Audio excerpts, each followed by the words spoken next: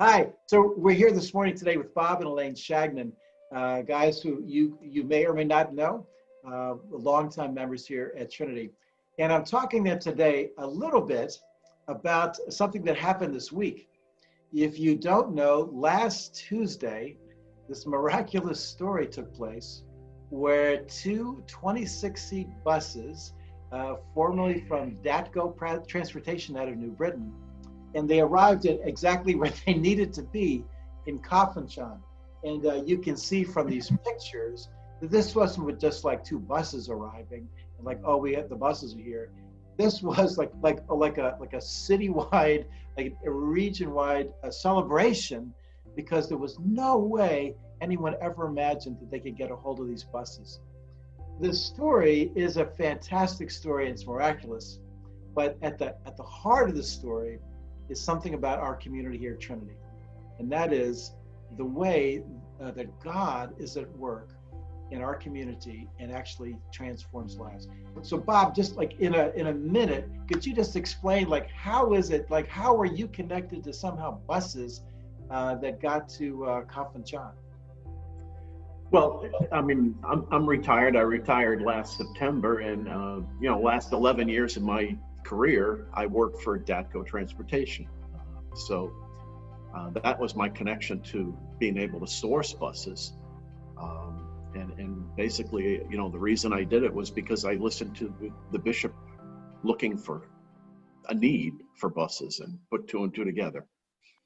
So on one level, it kind of sounds like, oh, here's a guy that knew about buses and a bishop made a request, but there's so much more to this story. So just tell me, like, when did you guys come to Trinity? How did you guys get to Trinity? And how did things change for you after you got here? We arrived in Trinity in 2000, and our daughter had been on an Emmaus weekend invited by another Trinity member, and came back from that weekend changed, and she actually bugged us for almost a year to come to Trinity because it was different. She felt different there. And so to kind of shut her up, we said, okay, we'll just go. And we went to one service and never looked back. It was just such a rich service, and with the music, and drew us in, and that was the Holy Spirit, I'm convinced. So tell us a little more about your experience of, like, after you came, like, how do you go from a person who's been fairly regular at Mass on Sundays to coming into a church situation where suddenly you're actually feeling led by God to do things like connect buses and start schools in some region in Nigeria you've never heard of before? So tell us, like, what was the process? Well, I think initially, we went to that first Sunday service, and as Elaine said, it was different. It was a different experience for us. After the service, people said, "Oh, remember, there's coffee hour." So, it was a genuine warmness and a genuine, they wanted us to feel a part of that community. So what else was part of the experience that really kind of helped you see God and experience God in a different way? I was a teacher at the time, and I was teaching with Kathy Sutton, and we were in the same building, and we shared students, and gradually we began to talk about the church experience, and it was almost like there was some mentoring going on there, and she kind of took me under her wing, and we talked about school, but then we started to pray together during the day, and that just kind of took us, I talked to Bob about it, and it took us to the next level of... Well, let me just interrupt you there for a second. So otherwise, before then, had you ever thought, like, oh, it's lunchtime, I'll get together and pray with someone? Was that even something? No, it's like I have 25 minutes for lunch. I'm taking the whole 25 minutes. So obviously it was more than just an obligation to prayer, like, let us say our prayers, but somehow there was some reason, and you felt like, did you guys both kind of suddenly go from seeing God in one way to seeing God as closer or more involved in your lives? It's hard to explain. Yeah, I don't think there's an easy way to explain it. for me, my contact was, I think one of the first things that happened after we were at Trinity, that was when they were going through the major rebuilding of the facility. So we walked in the first week and probably, within 6 months, that building was torn open, wide open. They were adding a school addition. Well, at that point, Hap Osborne had come to our house for the fundraising for that. And that was the first real personal contact. We had the contacts at church, but Hap came and was looking, to see, how we were doing, number one, we were happy in the church. And at that time, he actually said to us, what else do you want to do? And I remember, that day we said, we would love to be a member of an Emmaus team. Well, you know what? 2 months later, Rose Hatzel is the leader at that point for the next group, and we get asked to be on a team. So that was the beginning of that right. sense of really. And so for people that don't know, it was interesting because you started by saying my daughter went on an Emmaus weekend. She came back changed. Mm-hmm. Now there were periods of my daughter's life where I would have loved her to go anywhere for a weekend and come back changed, but that's a whole nother question.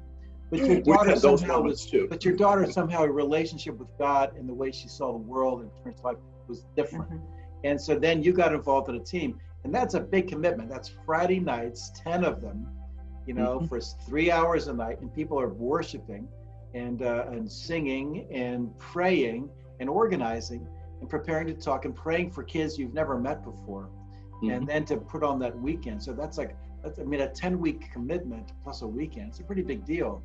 But as you can see, and I'm sure other folks who have done that before here, because there have been like nearly 60 of them at this point, but it's it transforms lives, and it's not the weekend. It's the weekend provides the context for the community mm-hmm. in which God shows up, and people's lives are changed. So you became part of that, and I'm sure there's some other transformational pieces. Real quick, how did you end up going to Nigeria the first time? Our daughter had been on a mission trip during college, and the opportunity came up. There was a trip being planned to Nigeria, and she said, you have to go. You cannot miss this opportunity. And that was it. We went, she was right about the other thing. She must be right about this too. So we said, okay.